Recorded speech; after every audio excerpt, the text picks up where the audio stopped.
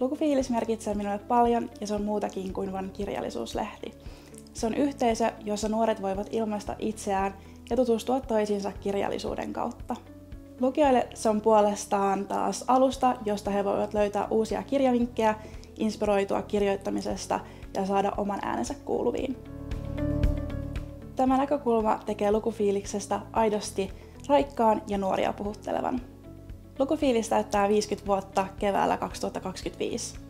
Lukufiilis on muuttunut huimasti viime vuosikymmenten aikana. Ensinnäkin Lukufiilis on ollut alun perin tämmöinen perinteinen painettu lehti ja sittemmin siirtynyt verkkoon. Verkossa oleminen on meille iso asia, jotta voimme tavoittaa laajemman yleisön ja olla enemmän ajankohtaisempi.